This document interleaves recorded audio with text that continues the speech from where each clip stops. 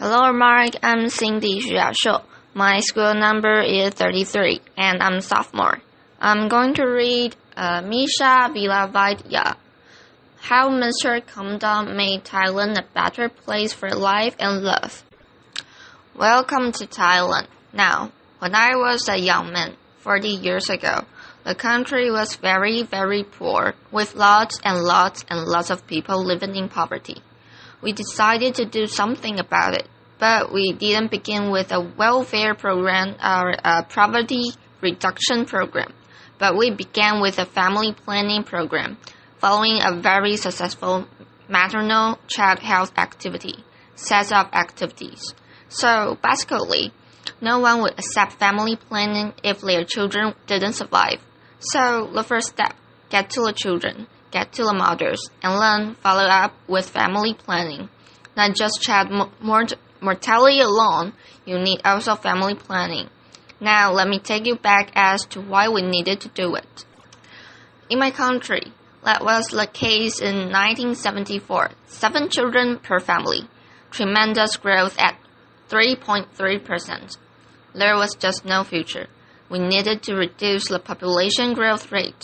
So we said, let's do it. The women said, we agree, we'll use pills, but we need a doctor to prescribe the pills.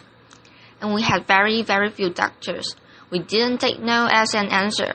We took no as a question. We went to the nurses and the wives, who were also women, and did a fantastic job at explaining how to use the pill.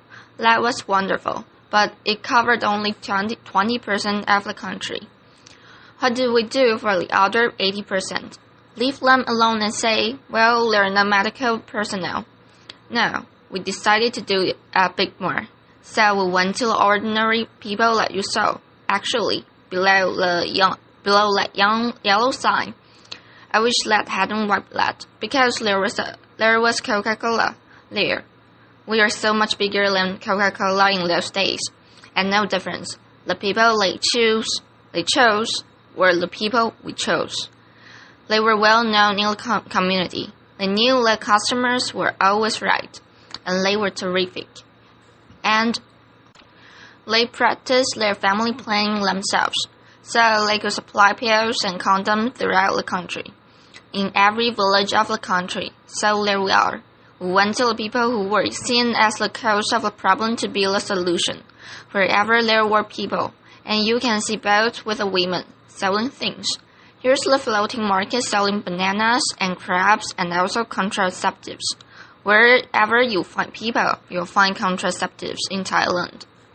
And then we decided, why not get to religion? Because in the Philippines, the Catholic Church was pretty strong, and Thai people were Buddhist. We went to them and they said, look, could you help us? I'm there, the one in blue, not the yellow, holding a bowl of holy water for the monk to sprinkle holy water on pills and condoms for the sanctity of the family. And this picture was sent throughout the country. So some of the monks in the villages were doing the same thing themselves. And the women were saying, no wonder we have no side effects. It's been blessed. That was their perception. And then we went to teachers. You need everybody to be involved in trying to provide whatever it is that makes humanity a better place. So we went to the teachers. Over 250,000 were taught about family planning with a new alphabet. A, B for birth, C for condom, I for IUD, V for vasectomy. And then we had a snakes and laser scam, where you throw dice. If you land on anything for family planning, you move ahead. Like, mother takes the pill every night. Very good, mother. Move ahead. Uncle buys a condom. Very good, uncle. Move ahead. Uncle gets drunk, doesn't use condom. Come back, start again. Laughter. Again, education, class entertainment. And the kids were doing it in school too. We had relay races with condoms. We had children's condom blowing championship. And before long, the condom was known as the girl's best friend. In Thailand, for poor people, diamonds don't make it. So the condom is the girl's best friend. We introduced our first microcredit program in 1975, and the women who organized it said, "We only want to lend to women who practice family planning. If you are pregnant, take care of your pregnancy. If you're not pregnant, you can take a loan out from us." And that was run by them. And after 36 years, it is still going on. It is a part of the Village Development Bank. It's not a real bank, but it's a fund, microcredit. And we didn't need a big organization to run it. It was run by the villagers themselves. And you probably hardly see a Thai man there. It's always women, women, women, women. And then we thought we'd help America, because America's been helping everyone whenever, whether they want help or not. Laughter. And this is on the 4th of July. We decided to provide vasectomy to old men, but in particular, American men to the front of the Queen, right up to the ambassador's residence during his. Unclear. And the hotel gave us the ballroom for it. Very appropriate room. Laughter. And since it was near lunchtime, they said, "Alright, we'll give you some lunch." Of course, it must be American cola. You get 2 brands, Coke and Pepsi. And then the food is either hamburger or a hot dog. And I thought the hot dog will be more symbolic. Laughter. And here is this. One young man called Willie Bone, who worked for the USID. Obviously, he's had his vasectomy because his hot dog is half-eaten, and he was very happy. It made a lot of news in America, and it angered some people also. I said, "Don't worry, come over and I'll do a whole lot of you." Laughter. And what happened? In our little thing, from 7 children to 1.5 children, population growth rate of 3.3 to 0.5. You could call it the Coca-Cola approach if you like. It was exactly the same thing. I'm not sure whether Coca-Cola followed us or we followed Coca-Cola, but we're good friends, and so that's the case of everyone joining. We didn't have a strong government. We didn't have lots of doctors, but it's everybody's job who can change attitude and behavior. Then AIDS came along and hit Thailand, and we had to stop doing a lot of good things to fight AIDS. But unfortunately, the government was in denial. So our work wasn't affected. So I thought, well, if you can't go to the government, go to the military. So I went to the military and asked to borrow 300 radio stations. They have more than the government, and they've got more guns than the government. So I asked them, could they help us in our fight against HIV? And after I gave them statistics, they said, yes, okay, you can use all the radio stations, television stations.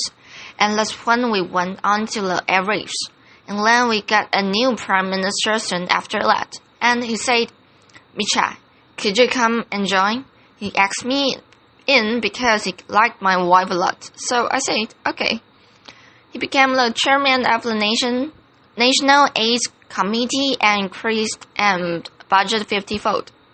Every ministry, even judges, had to be involved in AIDS education. Everyone. And we say the public.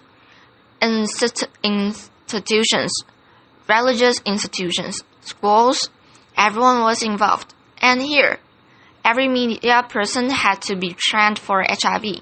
And we gave every station have a minute extra for advertising to earn more money. So, they were happy with that. And then AIDS education in all schools, starting from university. And these are high school kids teaching high school kids. And the best teachers were the girls, not the boys. And they were terrific. And these girls who were around teaching about safe sex and HIV were known as a Mother Teresa. And then we went down one more step. These are primary school kids, 3rd, 4th grade, going to every household in the village, every household in the whole of Thailand, giving AIDS information and a condom to every household, given by these young kids. And no parents objected, because we were trying to save lives. And this was a lifesaver, and we said everyone needs to be involved. So you have the companies also realizing that 6 days don't work and that customers don't buy. So they all trend.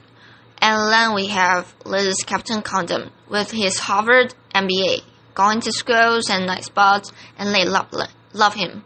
You need a symbol of something. In every country, every program, you need a symbol. And this is probably the bad thing he's ever done with his MBA. Laughter. And then we gave condoms out everywhere on the streets. Everywhere. In Texas, you get condoms. And also in traffic. The policemen give you condoms. Our cops and robbers programs. Laughter. So, can you imagine New York policemen giving out condoms? Of course I can. And they'd enjoy it immensely. I see them standing around right now. Everywhere. Imagine if they had condoms, giving out to all sorts of people. And then, new change. We had hairbands, clothing, and condom for your mobile phone during the rainy season. Laughter. And these were the condoms that we introduced. One says weapon of mass protection. We found somebody here was searching for the weapon of mass destruction, but we have found the weapon of mass protection, the condom. And then it says here, with the American flag, don't leave home without it. But I have some to give out afterward. But let me warn you, these are tight size, so be very careful. Laughter. And so we can see that condoms can do so many things. Look at this. I gave this to Al Gore and to Bill Senior also. Stop global warming. Use condoms. And then this is the picture I mentioned to you. The weapon of mass protection. And let the next Olympics save some lives. Why just run around? Laughter. And then finally, in Thailand, we're Buddhists, and we don't have a God. So instead we say, in rubber we trust. Laughter. So we can see that we added everything to our endeavor to make life better for the people. We had condoms in all the refrigerators, in the hotels and the schools because alcohol impairs judgment. And then what happened? After all this time, everybody joined in. According to the UN, new cases of HIV declined by 90%, and according to the World Bank, 7.5 million lives were saved. Otherwise, there wouldn't be many Thais walking around today. So we just showed you. You could do something about it. 90% of the funding came from Thailand. There was political commitment, some financial commitment, and everybody joined in the fight. So just don't leave it to the specialists and doctors and nurses. We all need to help. And then we decided to help people out of poverty. Now that we got AIDS somewhat out of the way, this time, now with government alone, but in cooperation with the business community, because poor people are business people who lay business skills and access to credit. Those are the things to be provided by the business community. We're trying to turn them into barefoot entrepreneurs, little business people. The only way out of poverty is through business enterprise. So that was done. The money goes from the company into the village via tree planting. It's not a free gift. They plant the trees, and the money goes into their microcredit fund, which is called the Village Development Bank. Everybody joins in, and they feel they own the bank because they have brought the money in. And before you can borrow money, you need to be trained. And we believe if you want to help the poor, those who are living in poverty, access to credit must be a human right. Access to credit must be a human right. Otherwise, they'll never get out of poverty. And then, before getting a loan, you must be trained. Here's what we called a barefoot MBA, teaching people how to do business so that when they borrow money, they'll succeed with the business. These are some of the business: mushrooms, crabs, vegetables, trees, fruits, and this is very interesting. Nike ice cream and Nike biscuits. This is a village sponsored by Nike. They said they should stop making shoes and clothes, make this better because we can afford them. And then we have silk, Thai silk. Now we're making Scotland tartans, as you can see on left, to sell to all people of Scottish ancestors. So anyone sitting in and watching TV, get in touch with me. And then this is our answer to Starbucks in Thailand. Coffee and condoms. See? Starbucks, you awake. We keep you awake and alive. Lots of difference. Can you imagine at every Starbucks that you can also get condoms? You can order your condoms with your cappuccino. And then now, finally in education, we want to change the school as being under-utilized into a place where it is a lifelong learning center for everyone. We call this our school-based integrated rural development, and is a center, a focal point for economic and social development. Redo the school, make it serve the community needs. And here is a bamboo building.